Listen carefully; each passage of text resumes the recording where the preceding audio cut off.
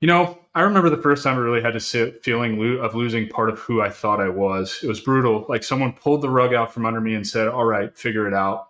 Whether it's leaving the military, pivoting careers, or starting down life's curveballs, transitions, hell, life itself feel like you're walking a tightrope and hoping like hell you don't fall. And yet it isn't where real growth lives. In the tension, in the discomfort, in the figuring out who the hell you are beyond the rank, the title, the job, or the story you've always told yourself. Sound familiar? Yeah, I thought so. Now, on that note, I've got a hell of a guest joining us today, someone who brings resilience and growth to the front lines of, life. Dr. Deborah Heiser. She's an award-winning researcher, author, CEO, and the brilliant mind behind the Mentor Project. We're talking mentorship at a global scale here. She's helping to connect the world-class professionals, think astronauts, artists, and everyone in between, with students worldwide, and making sure nobody walks the journey alone.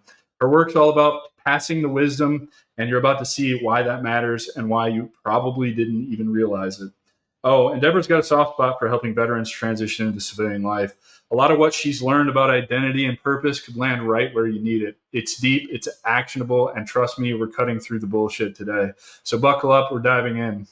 Yeah, you're with me. Let's get after it. Deborah, thank you so much for being here. Thanks for having me. I'm really delighted to be here. Yeah, so let's just jump right into it. One of the biggest thing that we face as transitioning service members across the board by far and away is the inevitable identity crisis. And there's a lot of reasons for that. And kind of my philosophy on this is, poor kid from Indiana who was bullied his whole life, grew up in a broken home, joined the Army at 17, and doesn't get out till 13 years later as a 30-year-old man.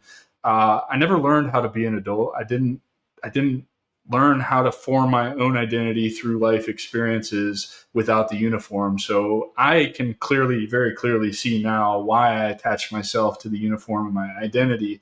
But I want to talk about all of this because the identity loss is the biggest thing that plagues the community right now. So the floor is yours. Let's talk about this. Why do we think this is? What can we do to combat this? How can we get out of our own ways and unwrap our identities from the uniform?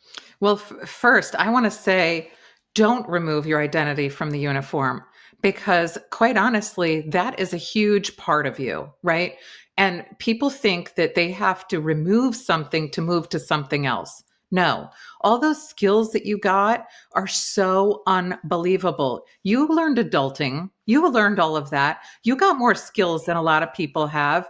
It's just that it feels like, well, if I did it, it must not be that important, or you take it for granted. All of what you have is incredibly valuable, but you have more than just that. And that's really what identity is saying, I'm more than one thing. If you're an artist, you're more than an artist. What else are you? Are you a friend? Are you a brother? Are you a sister? Are you a spouse? Whatever you are, in addition to maybe you do a sport, maybe you have a skill, maybe you're good in math, whatever that is, it's saying, let me pull from all of these places and bring in all of these other things that make me me, because the uniform does not remove your personal identity. You are not the same person as the person standing next to you. Oh, I love that so much. And it's a fun little exercise I do with, particularly when I get a chance to get in front of a SkillBridge program or veterans who are still in and are approaching the transition. I ask them a question. It's like, who is first, last name without the uniform, beyond the uniform? And a lot of times I get those surface level answers. Well, I'm a dad and I'm a husband and I'm a senior non-commissioned officer or, a lieutenant. And it's like, I want you to think deeper about that because Adam Peters, I'm a amateur wrench turner on Harleys and I'm an amateur woodworker and I have a passion for helping people and like explore that more. And so how do we, because I still don't know, because I really did think we needed to separate ourselves, kind of close the book on the chapter that was the military, kind of let that identity go. I agree with you. We have, I call them high leverage skills, leadership, problem solving, adaptability, discipline, I totally agree with you. Certain things that I'm talking about, like not learning how to be an adult. I had somebody telling me, I had parents still when I was in the Army for 13 years, somebody always telling me where to be, when to be there, when to eat, what to wear, that all goes away. The structure goes away. learning how to, you don't have to deal with insurance and make doctor's appointments. You just go to sick call and they tell you where to go from there. That's what I mean by not really adulting. You know what I mean? But other than that, like, how should we approach shaping our identity and kind of not hanging so closely onto the identity of the uniform, but moving into that next chapter of life? So, the one thing that I think is the biggest and easiest way to do that is to first you have to figure out what else am I good at? And sometimes you need somebody else to tell you, right? Because we're all good at things and we take it for granted. So you need somebody else there. So the biggest thing is a connections to others, because we can see ourselves differently through the eyes of others. And sometimes we don't highlight our best features, but somebody else can see it and point it out to us and say, hey, you're onto something here. I know you're good at that.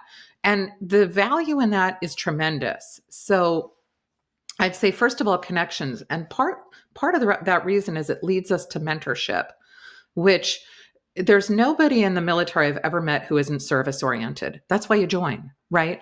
And that is the first thing that means you're a good connector. You're good at connecting with others. You're good at helping others. And you're good at getting help, because you've probably been in a situation where you've needed to give or help somebody else. You know how to do that better than anybody else. So when you start to engage in the proper way of mentoring, which isn't just like reaching up and saying, hey, somebody out there, nameless, faceless person, give me some help.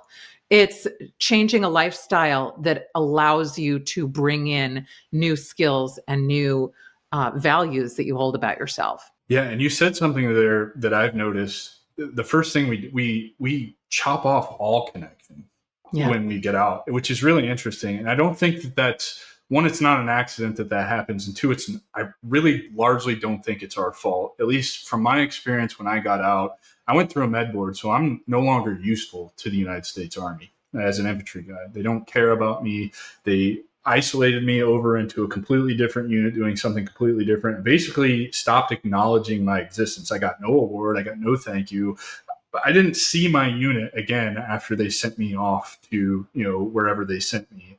And so I think that perpetuates this need to just kind of separate ourselves from our brothers and sisters that we served with. And so we immediately lose that connection. And then we internalize that and we wall ourselves off to connecting with others when we get out. Do you agree that I'm kind of onto something with that? Because I'm just kind of testing this philosophy now. What you're saying is the same thing that happens to, say, a CEO who leaves corporate America. They feel like there's a feeling, this is how it works with transition in general, is that when you're transitioning, you feel like you're closing a door on something else and opening a door on something new. And nobody thinks about that gray area that's in between. And what we really need to be doing is incorporating everything that we had where we were, right? And moving that into where we are. And what we do is we really take what we like and leave what's behind. But most people think, well, there's a whole lot that I'm leaving behind. And it's the emotional stuff that they feel, like power. I'm leaving a sense of power. I'm leaving a sense of, maybe care, like maybe I'm not going to be cared for by others, or things like that, an emotional thing. Like you talked about all the things that you said, we had all these people taking care of us. You were accountable for a lot. If you didn't do something, you were accountable. So take the accountability with you. Do you know how many people aren't really good at being accountable? Being accountable is one of the hugest things that you can have. That can skyrocket you to the next level. Now, most people will say, well, of course I'm accountable. No, say that is a superpower that I have, because that gains trust. That makes it so that people want to work with you. It allows you to have a more meaningful connection because people believe that you will keep your word. And if you don't, you're not going to hide behind something and, all of those things. So when you're saying you adulting, that is adulting. I don't care if you make your bed or not, but if you can be accountable, that's more important. Well, and this is interesting because I hadn't even considered the accountability piece, because that is just, it's just expected. Yeah, I mean, there's consequences if you're not accountable for your actions when you're in the military, usually in the form of you use CMGA punishment, which is 45 and 45. And I like my money and I like my time. So, I'm going to stay accountable. And so I think a lot of us probably overlook that skill. And you're right. When it punched me in the gut when you said, how many people are actually accountable? Look around the world today. So many people unaccountable. It's disgusting, quite frankly, like how many people won't own up to the responsibility for their own actions. It just really destroys me. It makes me sick. Yeah. So make that part of your identity. You should be proud to be accountable. You should be proud to be somebody who can do that, because truly and honestly, not a lot of people are.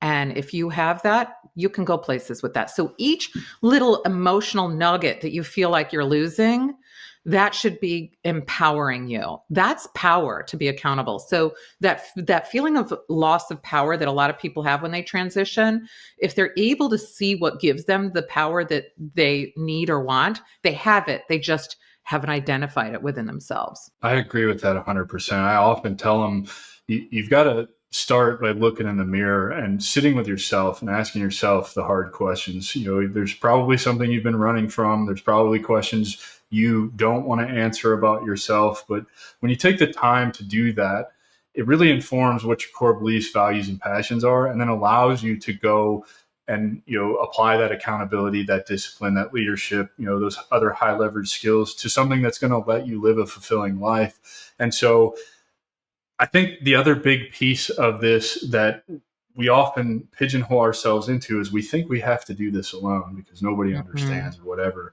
And this is where it really gets juicy with you, because you're all about mentorship, and we talked offline about the definition of mentorship and all of that. So let's start from the beginning. First of all, everybody needs to know you cannot do this alone. You actually are going to have to find help, which means you're going to have to get out of your own way and ask for help. But beyond that, let's kind of walk through this linearly on steps we should take as we're leaving the military to find those mentors, find those things that we're passionate about, and kind of move into the next season of our lives. So most people think of mentorship as hierarchical. Makes sense to us. But the most powerful form of mentorship is lateral mentorship. And that is where you look to your left and you look to your right. And that person is somebody who's your mentor. And there's nobody that gets this more than military people, because when there's a crisis, those vertical walls of mentorship come down and the lateral ones open. That's where you're like, hey, who has what I need? I am in a crisis. I need something. We're built to know how to ask for that. This is something that's not new to anybody. And then people don't say, never mind, no, I'm too busy. People help, because we're built to want to help others, right? So this is intuitive. Nobody needs to learn this. This is us literally looking to our left and to our right. Everyone who is lateral to you is an expert in something you're not. Like, you know podcasting. I don't, as well as you do.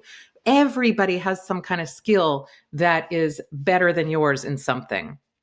So it's as simple as reaching out and doing something like that. So I'm going to give you an example of what lateral mentorship is. I should probably define mentorship at some point, but maybe I should actually start there, actually. Let's get that out of the way, and then there's no question. Because I think it'll all make sense as soon as I can, really define it. So mentorship, as I say to everybody, was hijacked by corporate America, the definition. So it really isn't work related. This is not something that you should just be saying, who's going to pull me up the rung to help me to get to the next level? It starts with the mentor. The mentor is the expert, and that person has to want to give away their expertise. That's called being generative. It's a person who's generating a bit of themselves out into somebody else. And you also need somebody within generativity to want it. So if you're giving something nobody wants, that's not mentoring. And if you are saying, hey, I need some help, and nobody's giving it, that's not mentoring. So the first is generativity, generating something from the mentor into the other person. The next thing is it needs to be intrinsically motivated. So if you're getting paid, you're not a mentor. If you are getting an award or a performance evaluation, you're not a mentor.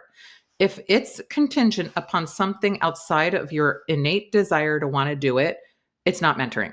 Maybe you're advising. You could be coaching. You could be a guide of some sort, but you're not a mentor.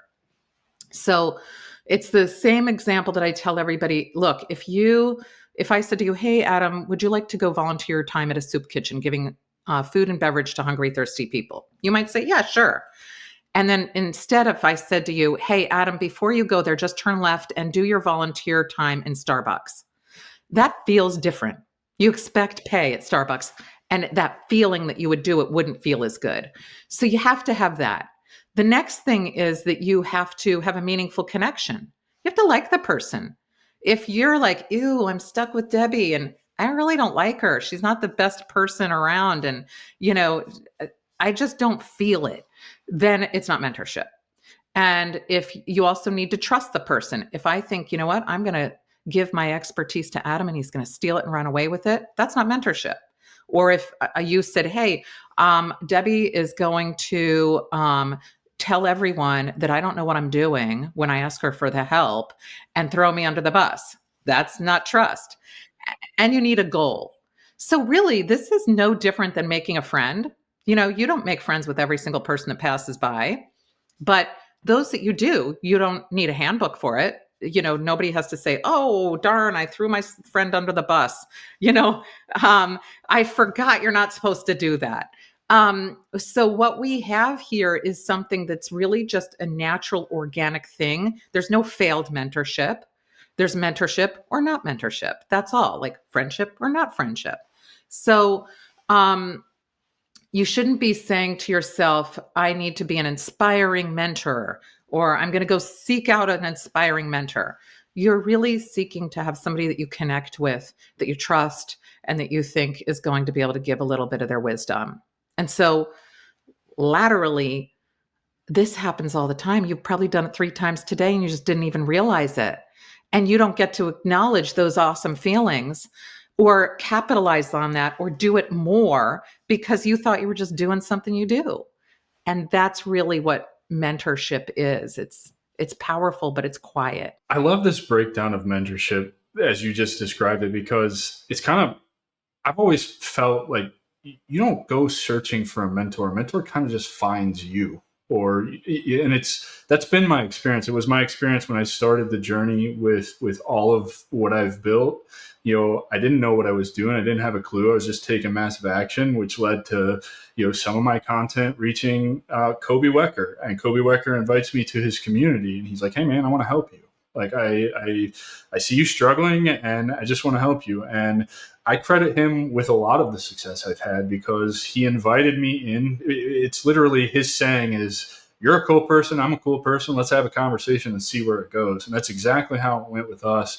Now, once a quarter, we meet, for 2 hours and we talk about all the things that we're building and the successes that we're having. And we share our ideas with one another. And it's a very much a two-way street. I think he gets as much from me as he gives to me. And I think that's kind of the most beautiful relationship, right? And so how do we change, like, what advice do you have for people to change their perspective on finding a mentor or opening themselves up to be able to recognize when someone is there, trying to mentor them or giving them something that makes them a mentor? Well, you just described a mentor, right? And now that you heard the term mentor, you're probably going to be able to see it in other places. So somebody said, hey, I see you struggling with something. Can I help you? That's somebody saying, can I mentor you, essentially.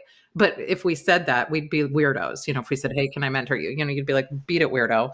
But that's really how it works. So if you're out there and you're seeing somebody struggling with something and you offer them help, that's being a mentor. You do not have to look all over the place. I'll give you an example of what it looks like even in the workplace. So you might be able to picture this. So it's 2003. The space shuttle that's coming back to Earth, Columbia, disintegrates in Earth's atmosphere. And it's to the horror of everybody looking, right? Fast forward to 2005. The next group of astronauts is on mission STS-114 out there, and the astronaut is saying, my gosh, this is everything I ever wanted and more. This is great. Until he gets a call from mission control and they're like, hey, you might have the same problem the other mission had. So that person did not trust his boss. He wasn't going to go say, hey, what do you think I should do? What he did was, this is Charlie Camarda. He's one of the mentors with the Mentor Project. He called a lateral mentor. He called one of his closest friends who he knew would tell him if he had to call his daughter and tell her he's not coming home, or if there could be a solution to this. So this guy had additional expertise that Charlie didn't have on this particular craft.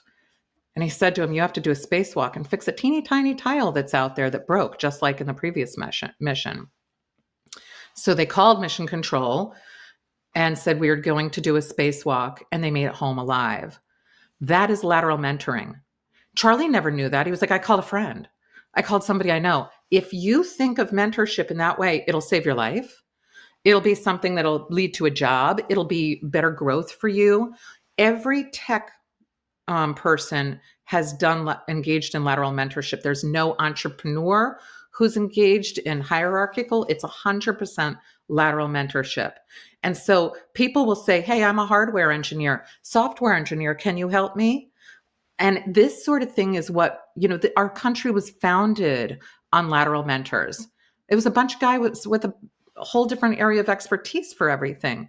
So if we can see this, and you can say to yourself, as you exit the military, I am not alone. I have someone that's standing next to me. I don't even have to know them well. I just have to talk to them and say, hey, what do you do? Oh, what interests you? You get to know somebody, and that person is a potential lateral mentor to you. This is so interesting because now that we're having this conversation, I can just see just all the areas in my life. My best friend is my mentor. My best friend is my mentor. The person that I pick up, I have about 4 people in my life that I will pick up a phone, and depending on what's going on in my life determines which one of those people I talk to. And it's really interesting because, like the astronaut, I considered them just my very close friends. However, they're actually my mentors now that we're having this discussion. And this is mind-blowing to me. This is really mind-blowing to me because basically what you're saying is we as human beings, we walk through life with mentors by our side all the time. We just don't know. And we're mentoring people all the time, and we don't know it. We are losing the opportunity to acknowledge that feeling that we can put into our identity and say, look at what I know. I just helped that person. That's part of my identity now. It isn't like, oh, I just gave something away.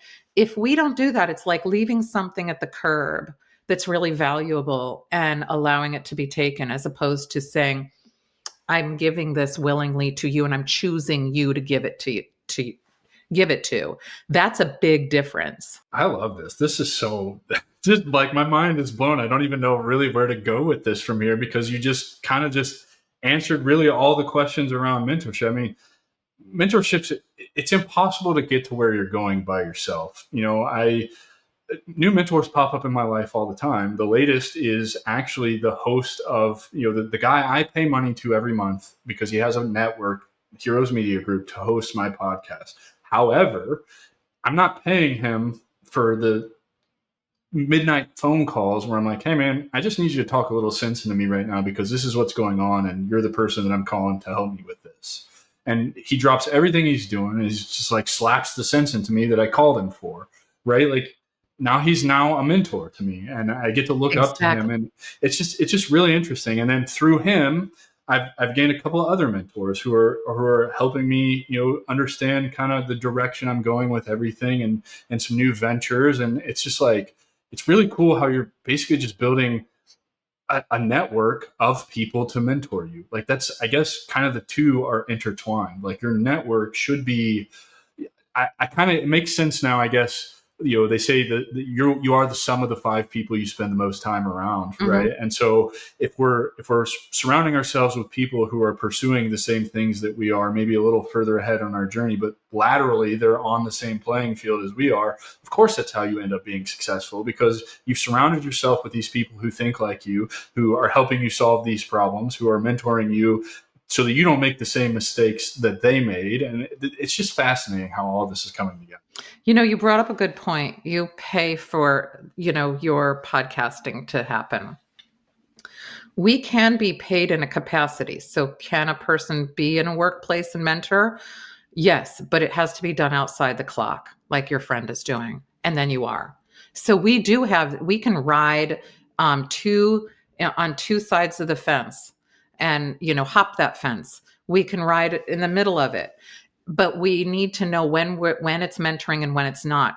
What happens is when we combine all these together, people will say, well, I'm a coach and a mentor. And I'm like, no, you're not. Because that removes a person from then seeking mentorship from people. They think they have it all in one.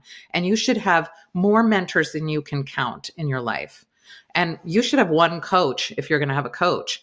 But having mentors doesn't mean don't get a coach. It also means keep networking. You don't want to think that all of the things are one, because it stops you from doing something. So if you're going and you're transitioning to something new, you should be going and connecting with everybody you can and thinking in your mind, what does this person have to offer? It might not be something right now, but it might be 6 years down the line. It might be a month down the line. Maybe I will be the one helping them. It makes you think of that person not in a transactional way, but more in a service way, which all military understand. I love this so much because this is how I've built everything is, starting on LinkedIn with no idea what I was doing, find the mentor, challenged by the mentor to do specific things. But one of the things I did pretty early on is when people would interact with my content or would send a connection request asking to connect with me, I'd make a Loom video just introducing myself, saying thank you for the connection, and then finish it by saying, I don't know how I can help you early on. I don't know how I can help you, but if there's ever anything I can do to help you in the future, please let me know. And that kind of shaped my mentality is like, I haven't always been an outgoing people person. I haven't always liked to have conversations with strangers, but I adopted this mentality like, every human being I interact with is a networking opportunity for me because they have something to teach me, whether I can take that nugget that they give me and use that and implement it in my life today, or if I have to put it in my toolkit for 5-10 years down the road, I'll be glad that I had that conversation. And the more I grow and the more interaction I have with people, it seems like that rings even more true. I find myself going back to previous conversations 6-8 months ago with this little nugget of information that this person gave me, which didn't apply then. And, if I was smaller minded and didn't have such a growth mindset, I probably just would have let that escape, but I tucked it away. And it's funny how it reveals itself when I need it and I remember it. And so it's fascinating how all of this works.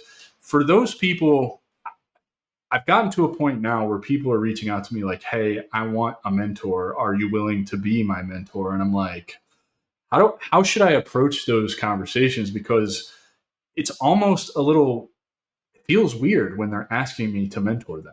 Like it's like almost, saying, hey, Adam, let's be friends. I mean, that's yeah, like, hold up. it's like, it's like, I wait a don't minute. know you. Yeah. It has that feel to it. So what I realize is that most people have a thought about mentorship, which is that I just have to go find that one person out there who's then going to help me. And I think that, if a person can understand the concept of mentorship, they'll see that they have people around them that are already filling that. And what they could be doing instead of saying, hey, be my mentor, is, Adam, I have this. Can you give me some advice in this particular thing? That opens the door in a new way, because a lot of people think a mentor, you're going to sit there and the mentor is going to just dump a bunch of wisdom on you. They're coming over and all of a sudden you're going to be like, fill me up with wisdom. And that's not how it works. It's really an exchange between two people. It's an interaction. It's a connection. So the best way to get mentorship is to say, hey, can I get some advice from you? Hey, can you help me out? I just did that before getting on with you. I was on with somebody I was like, I stink at getting fundraising done for my organization. Do you think you can give me some advice?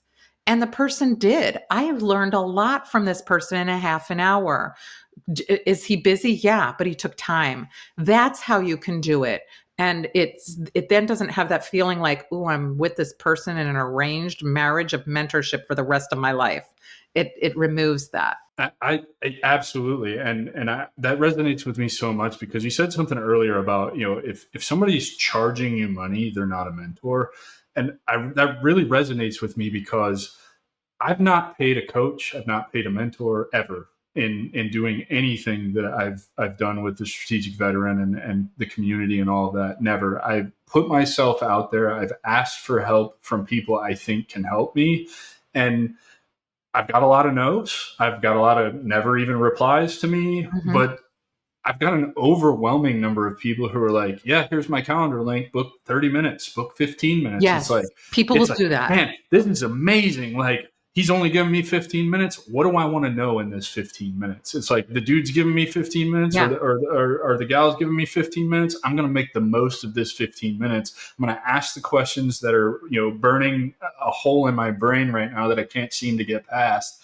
And I oftentimes find people are more than willing to do. I'm one of those people. If you get into my DMs and you're like, hey man, I just had one this morning because I had some posts do well recently, and things are working essentially. And so now people are reaching out in my DMs, hey, I retire next month. I'm so lost. TAP hasn't helped me. What advice do you have for me? It's like, here's my calendar link, book 30 minutes. Let's talk about it. Because what I have to say to you is so much more valuable and worth 30 minutes of my time to improve your life exponentially that I don't mind doing that. That's what I set out to do. I set out to be the guy I didn't have. So I'm going to be the guy I didn't have.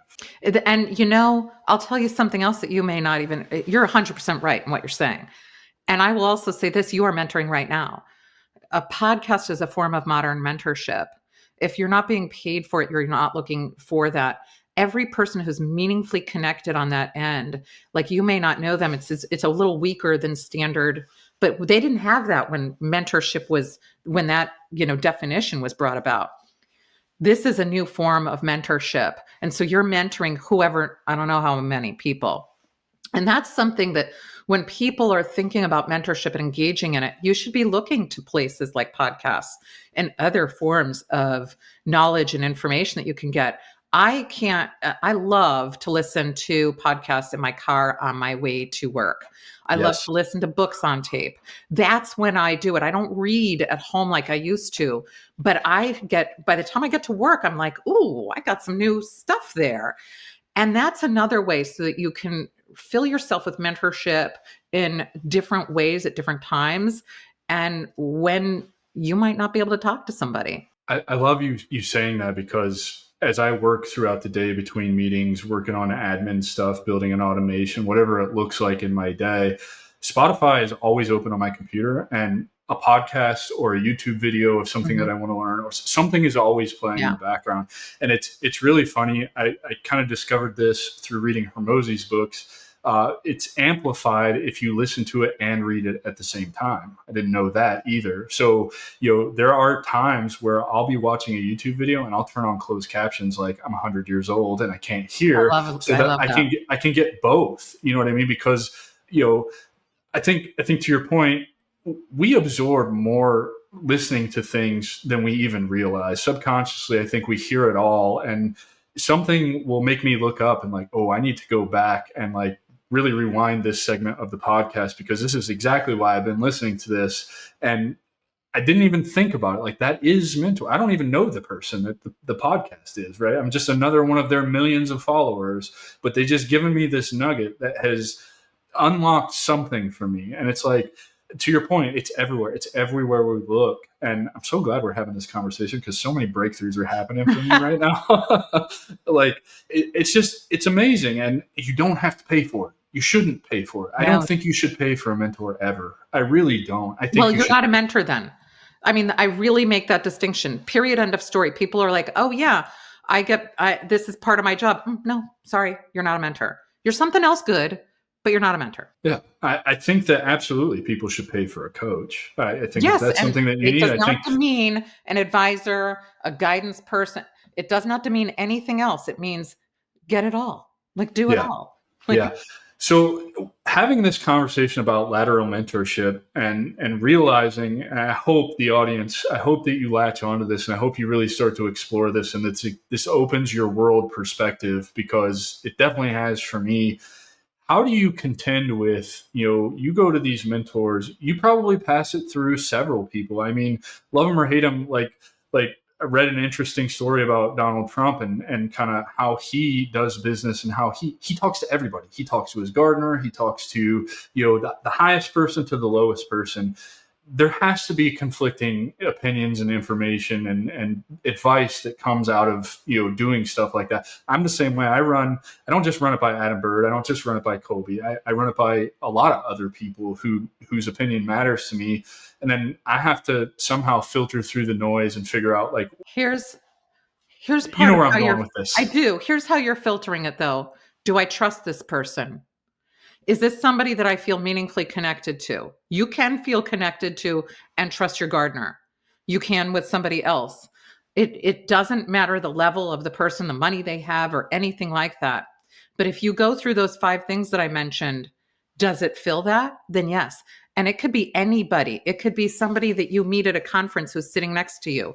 It could be the person behind the deli counter. Do you trust that person? Are they meaningfully connected to you? Is it coming from an intrinsic place? Do they have knowledge they're trying to give you? It's that easy. So yes, talk to everybody, but if you don't trust that person, you're not going to take their advice. And then that wasn't mentorship. It just wasn't mentorship. That's all. Yeah. So when you do talk to all these people and you do end up with conflicting kind of, advice, how do you make the best decision for you? Is there a process, or have you been able to identify kind of a best practice I mean, say they all meet all 5 of those things. You religiously go to these same people when you have, a big life event or something that you really need, different perspectives from. How do you figure out, because I struggle with this sometimes too, right? Like, running a community is not my favorite thing in the world. And I had several mentors tell me, do not do this. Just don't do it. Right. And I went against their advice. And part of me is like, man, I kind of wish I would have listened to this person. You know what I mean? But like, how do we deal with that? And how can we work through that so that, I don't know, part of me is just ultimately like, I collect the data, I listen intently to what they have to say. And then whatever my gut tells me on either side of what direction, I just kind of trust my gut. And I know that's not an answer that people want to hear, but I really, really believe our intuition and our gut feeling is correct 99.9% of the time. Yeah. And a mentor is not a guru. Like, you are not supposed to go and follow every single thing. Yes, follow your gut. It's you taking your identity and saying what fits in with that. So they're going to give you, their guidance and whatever. And you have to say, well, here's me and here's where I am now. Maybe I need to take a chance and try this. Even though you're saying I probably won't like it, I need that experience for myself anyway. And you can go do that. But it's taking what's already in your identity and then you're going to do it. That's when we say, I'm following my gut instinct. That's really what we're doing, is we're following our identity. I love that. Let's shift gears a little bit. Let's talk about the Mentor Project and your baby. I want people to know about this as a resource because I think it's a super powerful resource. And so, how did you arrive at the idea for this, and how has it grown over, time? Well, it started because I was talking to all these really amazing individuals, like one of the fathers of the firewall, Bill Cheswick, and other people who'd done amazing things, and like Charlie Camarda, who's the astronaut. Talking to all of these people, they didn't have mentees. So we're all saying, oh my gosh, I need a mentor. There are these people who've changed the world who don't have mentees. And I was blown away. I was like, are you kidding? People would pay to meet with you. And then I was like, well, are you weirdos? Like, why don't people reach out to you? So I was like, okay, let's figure this out. So Bill Cheswick said, I'm getting ready to leave Bell Labs and I'm going to be retiring to a farm. And it's not like I can go up to kids at a park and say, hey, kid, want a mentor? So he said, I need to have a legitimate way of getting in front of kids. So we decided to start with him and Irene Yakbis, who was on the lead on the mission to Mercury at NASA, and a couple of other people who also were really quite remarkable, and got them into schools. And they were having so much fun. We thought it was just going to be 10 people. That was going to be the end of it. But then we went from 10 to 60, then to 80, then to 100. And I thought I was going to lose my mind because I didn't sign up for that. Right. And so, but we realized that the theory, the psychological developmental theory that's an emotional one, exists. We are built to want to give back. These people contacted us and said, I want to give back. And so we have famous comedy writers like Alan Zweibel. SNL just had its 50th year. He was the first comedy writer for SNL. He was like, I want to feel relevant. People wanted to feel like their life mattered, that all of this knowledge that they accumulated wasn't just wasted. And I was like, oh my gosh, we're burning down libraries every time we don't get these people in front of others who need and want their knowledge. So the same frustration people have in finding a mentor, people that are mentors or experts were having the same problem. So we started connecting people just last year. We're 5 years old now. We gave away $3 million worth of mentorship hours in 5 countries to students around the world. And I'm so proud of that, because all we are doing is capitalizing on people's sort of service orientation, their desire to want to make the world a better place and to give a piece of themselves and see themselves living on in others. So any person out there who ever thinks they're a burden to somebody, by asking for mentorship is 100% wrong. You're allowing that person to live. I need to know how I can get involved with the mentorship project, the mentor project, because I'm so driven to just help as many people as I possibly can. That's all I want to do with my life. I obviously have chosen a community that I'm a part of, but yeah, I'm finding very quickly that my philosophies and kind of my views on veteran transition apply to civilian transitions. A few weeks ago, I was afforded the opportunity to go on the Insurance Leaders podcast.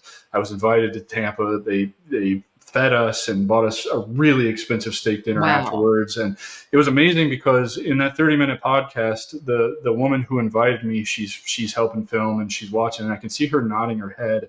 And we get done and she's like, where were you 5 years ago when I became an empty nester? Because the things that you're talking about would have really helped me, navigate that transition in my life. And I'm like, man, I've got a whole, because I couldn't figure out, like, why am I going on an Insurance Leaders podcast? I was in the insurance industry. I started my entrepreneurial journey knocking doors, selling final expense to seniors. It was the scummiest thing I've ever done in my entire life, to include war.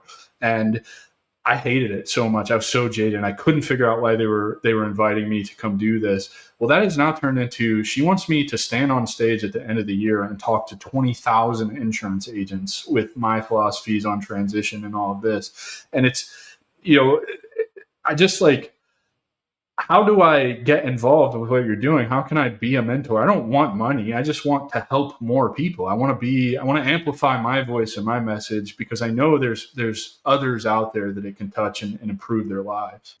If people want to get involved, first of all, if you are a student, it doesn't matter how old you are. You can be 86 as long as you're a student somewhere. Click the Become a Mentee button. It's free. Then you just fill out forms and you can get connected with somebody. If you want to be a mentor or get involved in some other way, volunteering or philanthropy, just click the Contact Us button. You send an email and we will get you into the system. Well, you're going to get an email from me later today. Let's talk about some of the most surprising or inspiring outcomes you've seen from building these connections and building the mentor project, because I think that's what's going to give a lot of power to this and inspire more people to become mentees and also become mentors. I'll tell you a story that I find to be inspiring. I'll tell you a couple. One is, it's a person who changed not only his life, but the life of 500 students and then the life of a community. And now it's even growing. One person can do this. And so there's an artist. He's never seen himself really as a mentor. And he's the guy that can draw Snoopy. He's at Schultz Creative Studios. He's their senior artist. So his name is Justin Thompson. And we weren't connecting him early on with anybody. We didn't have people coming through for art. And all of a sudden, a school in Tanzania, a very small town, said, we'd love to have Justin come and teach our students Western art, because he could teach cartooning. And they hadn't been exposed to that. So Justin said, sure. He got on a plane and he went to Tanzania, and he spent about a week there. And it was so transformative, because he went and taught the students cartooning during the day, during, the off time when they had after school. But The entire place was brown. They didn't have any art on the walls or on the building outside. So we created a giant mural on the outside of the school building.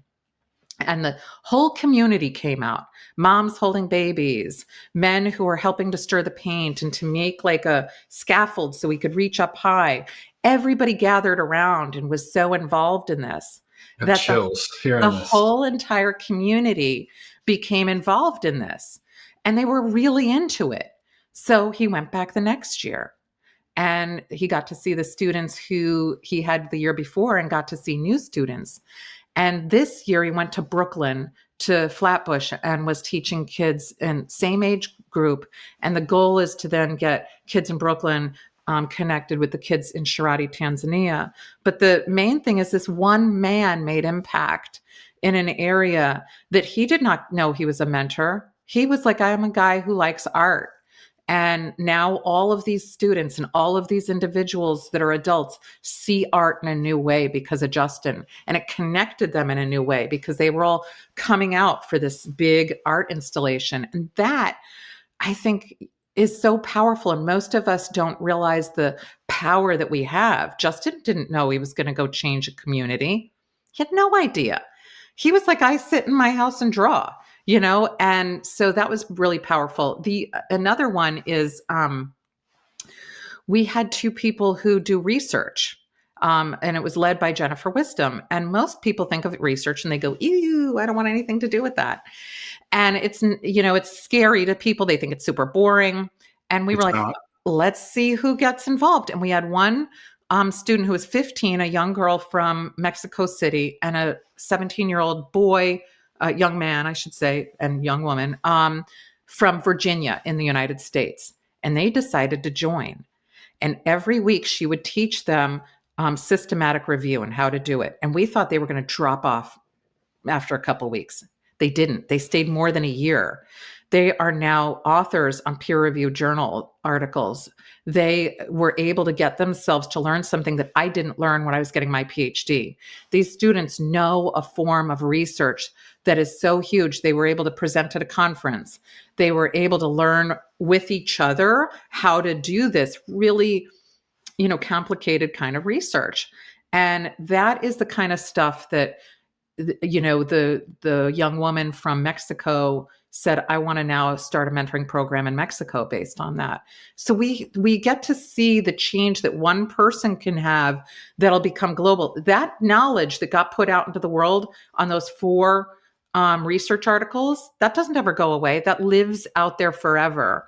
And those 2 students are now part of that. It's just crazy to me to think of the impact that we make when we're just doing something we love. Yeah, I would have been that nerd that would have been there for the research classes. It's funny story. I actually got an opportunity when I went to college.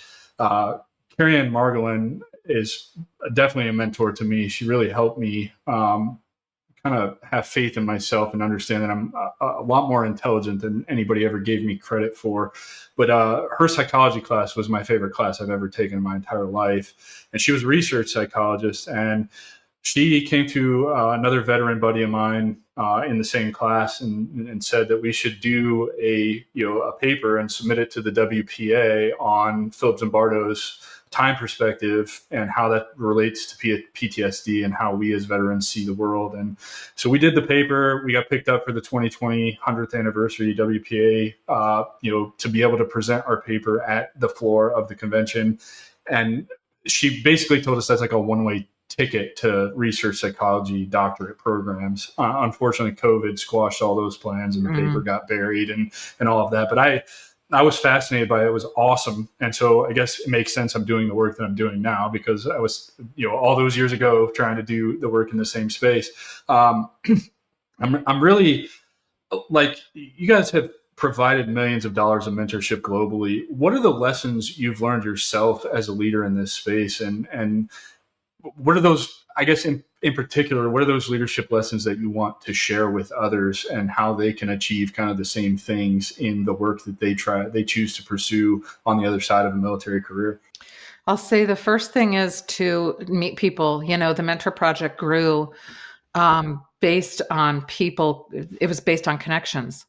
And had I sat in a sort of a silo by myself, it wouldn't have happened. Had I not connected with others, like just bringing on Lieutenant Colonel retired Jen Snow, she's the one who put it out there, and then 60 people like called, and I thought I was going to lose my mind. That was the first thing, that put it out there, what you want, let people know. The second thing is, I did not understand lateral mentoring the way that I do now. We do a Friday meeting that's called Fridays with Fred. Fred, one of our mentors, runs it. And in that meeting, we bring people with completely diverse backgrounds. Like, it's all the mentors. They come in and they meet just informally. It's like chat over lunch. From that, we've had people who've written books together.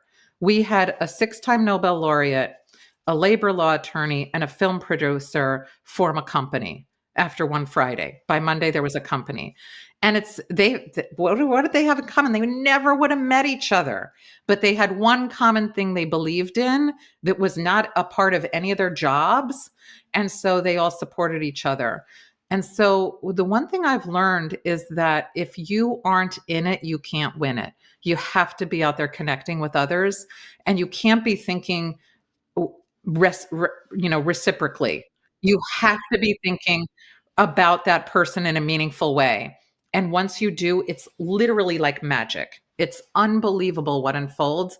It's like the seas get parted and you are like given access to everything. Well, I think to your point, like being a mentor and getting hooked up with the mentor project or being a mentor, it's a two-way street. You learn from each other. I famously, one of the best things I ever did for myself, I guess I said I didn't pay for a mentor. I didn't. American Corporate Partners provides a year of mentorship to veterans. And so I got an ACP mentor. It's the best decision I ever made because it's a two-way street. He's learning from me in the areas that I have expertise in and how he can make his life better. And he's a multimillionaire and a venture capitalist. It's like, I never would have thought that I would have been able to contribute to improving his life. However, that's not the case. In fact, I would probably argue, Alex, if you're listening, sorry, dude, but I'd probably argue I might have mentored him more than he mentored me, just because what he gave me was so kind of, mind blowing that I just ran with it. And like, I understood why he gave it to me. And then I kind of just saw more of what I needed to do. He didn't really have to tell me anymore versus, I've probably answered more of his, hey, I need help with this. What are your thoughts? And this, that, and the other. And so he was very upfront with me from the very beginning. He's like, I'm not just your mentor because they assigned us together. He's like, I'm going to get as much out of this, if not more, than you are. And I think that's made it just such an incredible relationship. So as we come to a close here, Deborah, I want people to know how they can find you, how they can get involved, how they can become a mentee. I think, maybe being a student would be in a SkillBridge program or, in the transition, like maybe that could be considered being a student to get mentorship. If that doesn't work, also ACP is out there. Everybody can go and apply to get an ACP mentorship. But I really like what you're doing with your program. I want to be a part of it. And so I'm going to send that email at the end of the day. But how can they get in touch with you? How can they find the work that you're doing and get involved? Well, you can contact me on LinkedIn. You can read my articles on Psychology Today and contact me there. You can reach me at mentorproject.org. You can, find my book, The Mentorship Edge, on Amazon, and you can reach me at my own website, deborahheiser.com. Look, Google me, you'll find me, and I will respond to you. That's all I'll say. I love it. Deborah, thank you so much for all of your wisdom and for really blowing my mind and opening my perspective another mile wide today. I really appreciate it. And it's really, truly been a game changer for me in how I look at these things and expanding on my own philosophies. I really appreciate that. Ladies and gentlemen, Miss Dr. Deborah Heiser. And please don't forget to like, subscribe, rate, download, all that fun stuff that I hate promoting on here. This is probably not coming out in time. Hopefully we hit our goal of getting this in front of 1 million veterans by the time I turn to 40 on May 9th. If not, we've got a lot of work to do as a community. It doesn't take that long to share this. I just want to spread the message. I just want veterans to know they're not alone. And I want to share the knowledge that I'm gaining in the work that I do to help everybody live better lives. So I would appreciate it if you would help get that in front of other people. Until next week, we'll see you with another great episode. Take care, everybody. That's our show, and I'm truly thankful you've joined us at The Strategic Veteran. If our conversation today sparked curiosity, or if you're ready to elevate your game, I'm here to help. Visit thestrategicveteran.com for exclusive show notes and resources, or to book a coaching session directly with me. Take a moment to subscribe to our podcast and share your review. Your support makes all the difference. For more insights and daily strategies, let's connect on LinkedIn and keep the conversation going. Remember, this isn't just a podcast, it's your strategic advantage in action. Until our next rendezvous, stay bold and continue the mission.